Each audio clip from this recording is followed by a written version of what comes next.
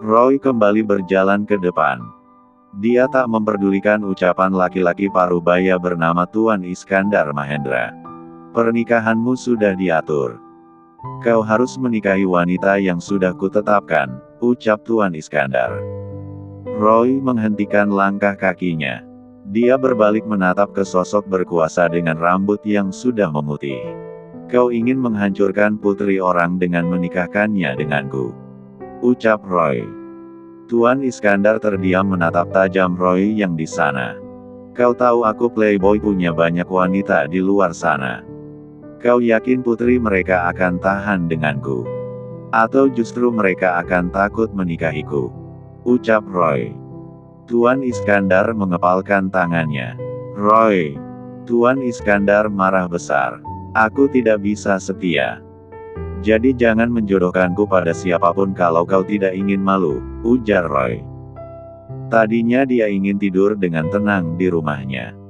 Justru perjodohan itu kembali dibicarakan membuat dia tidak nyaman berada di sana. Roy tak jadi tidur di rumah.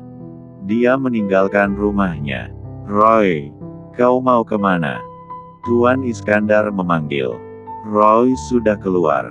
Dia tak menggubris. Roy masuk ke dalam sebuah klub malam. Dia melihat banyak orang di sana. Ingin mabuk tapi dia sedang enggan. Dia hanya duduk memperhatikan sekelilingnya saja sambil memikirkan masalahnya. Orang tua itu selalu mengatur hidupnya, dia tidak pernah bisa bebas. Padahal dia ingin hidup sesuai dengan keinginannya. Gara-gara orang tua itu dia harus kehilangan darah. Roy, mau booking aku lagi? Seorang wanita menghampiri Roy. Dia duduk di dekatnya. Roy hanya diam. Tumben sendiri, ucapnya. Roy meninggalkan tempat itu. Disusul wanita cantik dan montok. Dia nyerocos sepanjang jalan sampai mereka tiba di hotel. Roy duduk dengan wanita itu. Tanpa menunggu lama, wanita itu mengeluarkan kartu. Mereka mulai bermain sambil menikmati kacang yang ada di atas meja. Kau ini satu-satunya laki-laki yang booking cewek tapi diajak main kartu. Bukan main panas-panasan, ucapnya. Roy hanya diam. Mau sampai kapan seperti ini? Kau seperti orang bodoh. Dia mengenal Roy. Semua wanita yang datang padanya tak ada satupun yang pernah disentuh olehnya. Entah untuk tujuan apa Roy seperti itu. Mainkan kartumu. Roy malas membahas dirinya. Dia mengangguk. Memainkan kartunya lagi. Padahal setiap booking cewek, Roy selalu bayar dengan baik. Tapi tak pernah menyentuhnya. Dia menganggap Roy cowok yang waras. Kenapa kau kesini?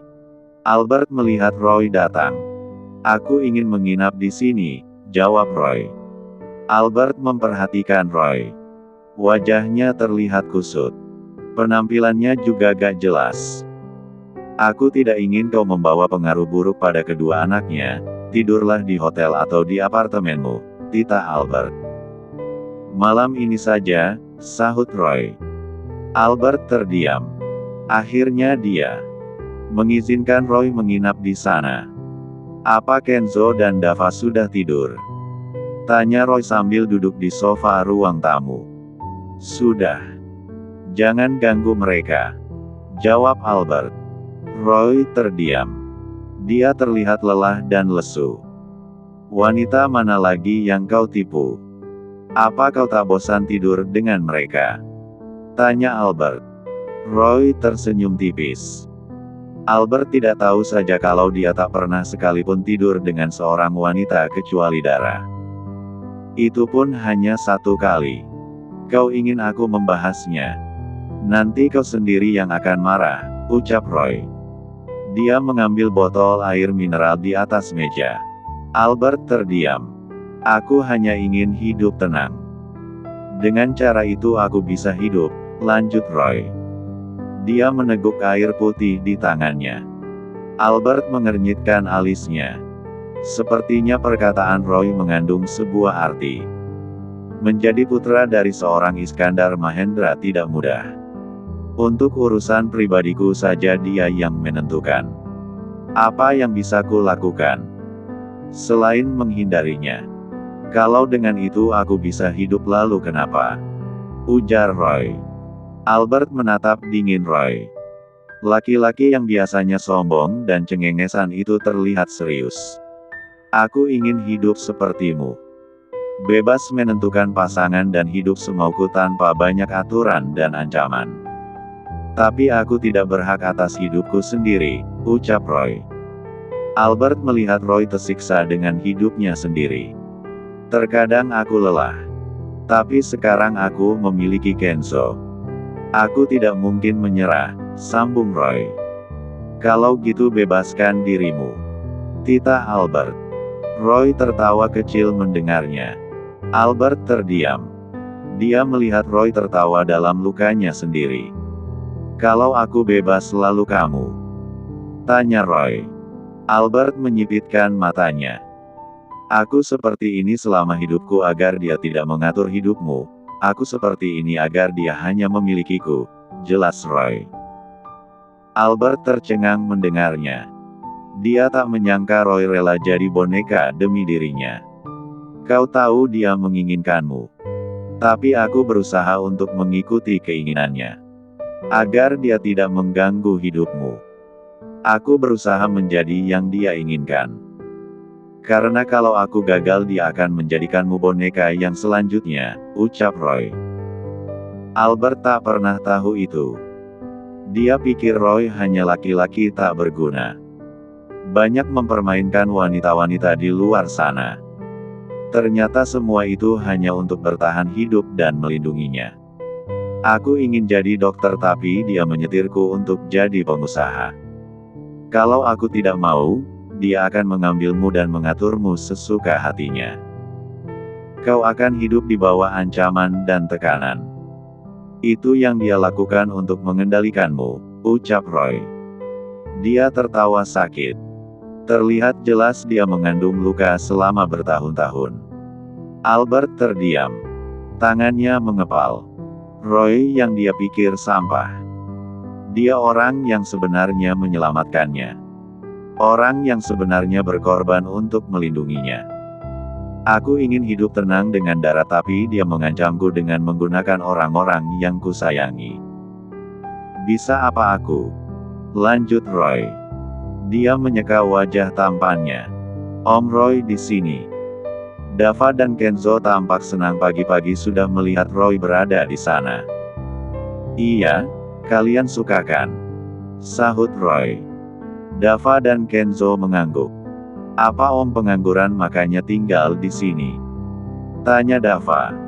Mana ada pengangguran sering mentraktir kalian? Jawab Roy sambil memegang pipi Dava. Bocah gendut itu tertawa kecil mendengarnya. Om, aku senang Om di sini. Ada yang membantuku mengurus ayam, ucap Kenzo. Kau ingin aku membantu ayam melahirkan lagi kan? Sahut Roy. Kenzo tertawa. Roy mengelus kepala kedua bocah itu. Dia sangat menyayangi mereka. Roy sarapan. Andin memanggil. Roy mengangguk. Dia dan kedua bocah itu sarapan di ruang makan. Duduk di sana. Ini pertama kalinya Roy bisa sarapan bersama keluarganya di pagi hari. Aku tidak lupa membuatkanmu kentang goreng.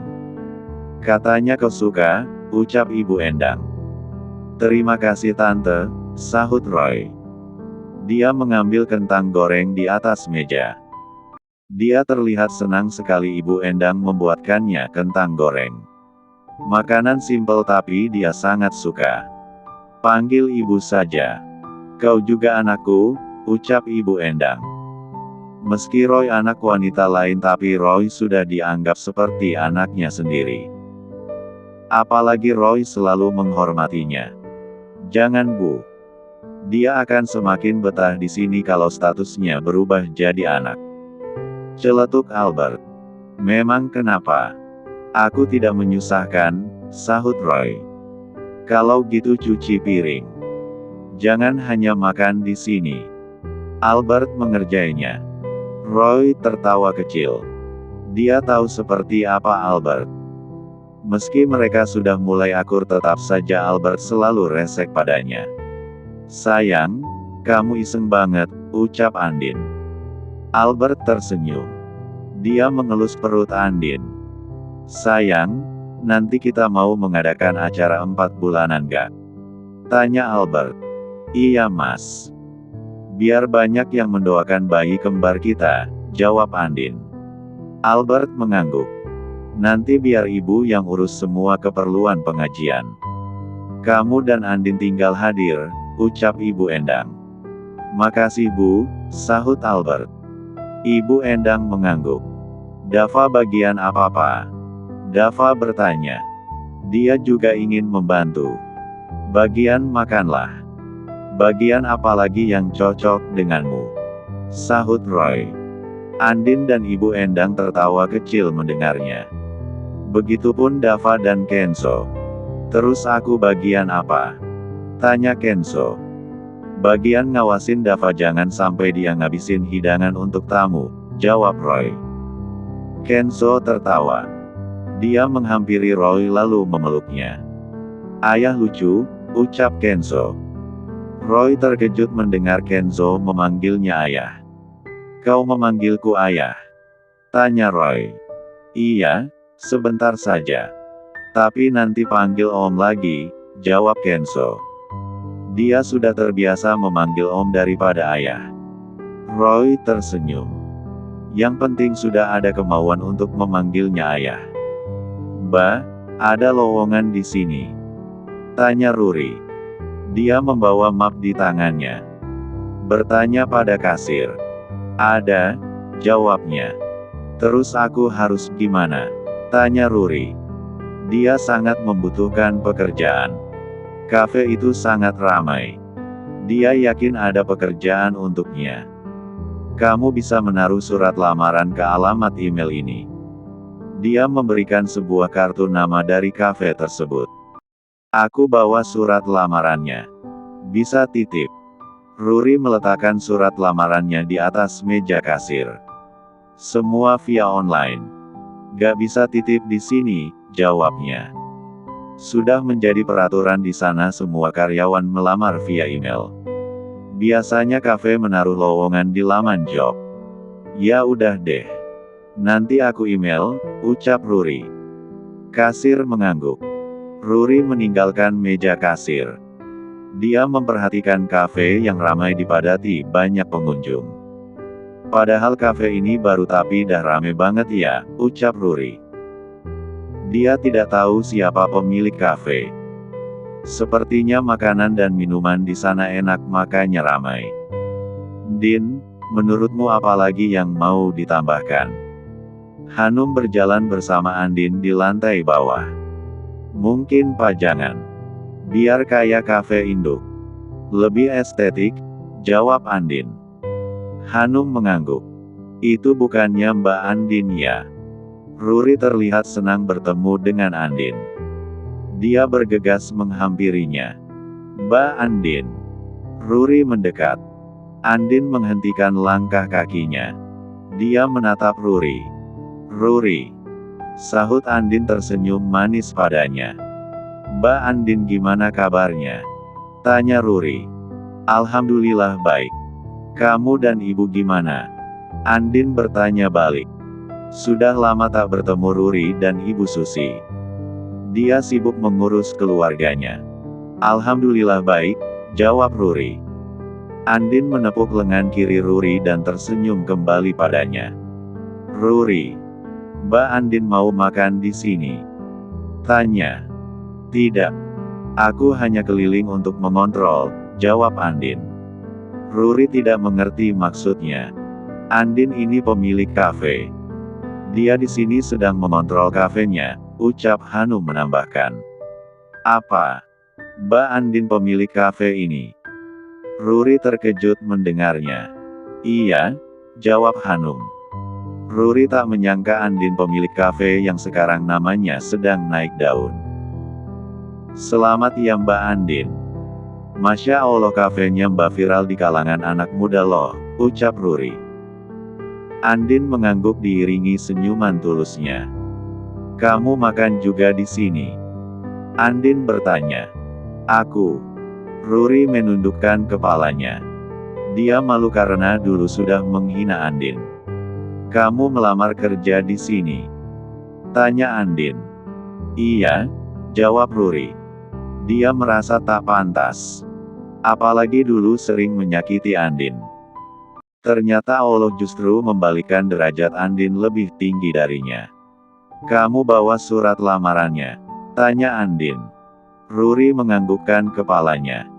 Mana? Pinta Andin. Ruri menatap Andin dengan ragu. Dia menyodorkan mapnya.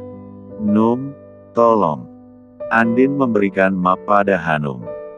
Biar dia yang urus masalah karyawan baru. Mbak, aku bisa kerja apa saja.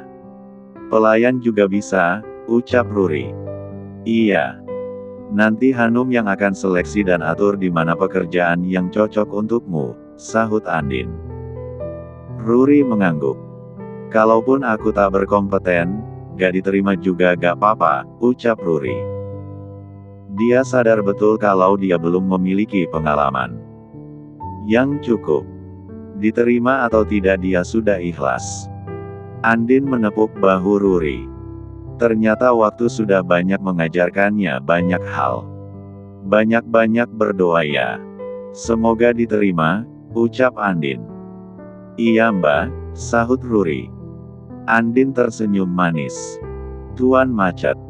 Seorang supir memberitahukan keadaan di jalan. Tuan Iskandar menoleh ke arah jalan. Pantas dari tadi dia merasa mobilnya tak bergerak. Dia sibuk melihat laptop yang ada di pangkuannya. Mau mampir dulu ke minimarket? Tanyanya, siapa tahu bosnya bosan. Tuan Iskandar mengangguk. Mobil pun mampir ke minimarket di sampingnya. Tuan Iskandar menutup laptopnya lalu turun. Dia menghampiri minimarket. Tak sengaja dia melihat bocah gendut yang sedang memberi makan kucing di teras minimarket. Dia memperhatikannya. Kucing, apa kau hamil? Tanya Dava. Kucing acuh. Dia makan makanan yang diberikan bocah gendut. Aku bisa membantumu melahirkan. Ayam saja aku bantu melahirkan, ucap Dava. Senyuman tipis melengkung di bibirnya. Baru kali ini dia melihat anak kecil konyol sepertinya. Siapa namamu gendut? Tanya Tuan Iskandar. Dava, Kek, jawab Dava. Dia bangun. Menatap laki-laki tua di depannya. Tuan Iskandar mendekat. Dia memperhatikan Dava. Nama kakek siapa? Dava bertanya. Panggil aku kakek saja, jawab Tuan Iskandar. Dia tidak ingin namanya diketahui bocah gendut itu. Oke, ucap Dava. Kau suka kucing? Tanya Tuan Iskandar. Iya Kek. Aku juga suka ulat, Kek, jawab Dava. Tuan Iskandar mengernyitkan alisnya. Baru kali ini ada orang suka ulat. Ini ulatku Kek. Dava menunjukkan ulat miliknya. Ulat tanpa bulu berwarna hijau. Dia meletakkan di telapak tangannya. Tuan Iskandar geli melihatnya. Lucu kan Kek? Ucap Dava. Kau tidak geli? Tuan Iskandar bertanya. Bocah gendut itu kegirangan bukannya takut. Dia menikmati kebersamaannya dengan si ulat. Tidak Kek. Ulat-ulatku ini sudah ada yang jadi kepompong. Sebentar lagi jadi kupu-kupu, jawab Dava. Oh ya. Tuan Iskandar tertarik dengan obrolan receh itu. Mungkin karena selama ini hidupnya dipenuhi dengan kesibukan. Iya Kek. Kepompongnya ada 4, jawab Dava. Tuan Iskandar tersenyum. Dia mengelus kepala Dava dengan lembut. Beberapa saat kemudian, mereka berdua berkeliling di dalam minimarket itu. Membeli beberapa camilan. Kakek harus coba ini. Dava meletakkan coklat di dalam keranjang Tuan Iskandar. Aku sudah tua tidak makan coklat, sahut Tuan Iskandar. Dava memperhatikan Tuan Iskandar. Kenapa? Tanya Tuan Iskandar. Rambut kakek putih semua. Kenapa? Dava bertanya. Tuan Iskandar tersenyum mendengarnya. Rambutku hitam. Kalau putih apa aku akan lebih tampan. Ucap Dava sambil memegang rambutnya. Rambut putih ini karena usiaku. Tidak cocok untukmu, sahut Tuan Iskandar. Jadi rambutku tidak bisa putih seperti itu kek? Dava bertanya. Bisa. Nanti setelah kamu tua, jawab Tuan Iskandar. Dava mengangguk. Entah paham entah tidak. Dia mendengarkan. Kalau rambut merah tandanya apa kek? Dava bertanya. Gaul, jawab Tuan Iskandar. Obrolan tak penting tapi dia suka. Apalagi bocah gendut itu polos dan lucu. Kalau rambut kuning tandanya apa kek? Apa karena tidak rajin buang air besar? Tanya Dava. Tuan Iskandar tertawa kecil mendengarnya. Sampai dia memeluk Dava. Kakek, ucap Dava. Dia merasa akrab dengan laki-laki tua itu. Baru bertemu sudah seperti kenal lama. Dava. Terdengar suara Andin memanggil. Dava melepaskan pelukannya. Kakek, mamaku sudah memanggil, ucap Dava. Dia pamitan pada Tuan Iskandar dan memberikan coklat padanya. Kapan-kapan kita bertemu lagi kek, ucap Dava lalu melambaikan tangan. Pergi meninggalkan laki-laki tua itu. Tuan Iskandar memegang coklat di tangannya. Sudah lama dia tak pernah sesenang itu. Bocah gendut itu berhasil membuatnya senang hanya dengan obrolan recehnya. 2 bulan berlalu, Albert mengelus perut Andin yang sudah besar. Sekarang usia kehamilan Andin sudah memasuki bulan keempat. Andin sudah mulai mudah lelah. Dia sering duduk daripada berjalan. Badannya makin berat. 2 bayi ada di dalam perutnya. Tak mudah untuknya bergerak dan beraktivitas. Sayang, perutmu besar seperti wanita yang hamil 9 bulan, ucap Albert sambil mengelus perut Andin. Mungkin karena aku hamil anak kembar mas, sahut Andin. Albert mengangguk. Dia menciumi perut Andin. Mengelusnya dengan lembut. Sehat terus ya sayang, ucap Albert pada kedua bayinya. Andin tersenyum. Sayang, kamu cuti aja. Gak usah ke kafe lagi, ucap Albert. Dia tidak tenang Andin keluar rumah di saat perutnya sudah semakin besar. Iya mas. Kemarin aku juga udah ngomong ke Hanum. Kemungkinan aku akan cuti lama. Paling ke kafe hari libur aja, sahut Andin. Albert mengangguk. Nanti aku temenin ke kafenya kalau hari libur, jangan sendiri sayang. Aku khawatir tiap kamu pergi-pergi dalam keadaan seperti ini, ucap Albert. Andin mengerti. Albert memang perhatian dan berusaha menjaganya dengan sebaik mungkin. Aku tidak ingin kejadian Dava, Davi dan Kenzo terulang lagi. Aku akan berusaha ada di sisimu, ucap Albert. Andin mencium suaminya. Dia beruntung memiliki Albert yang sayang padanya.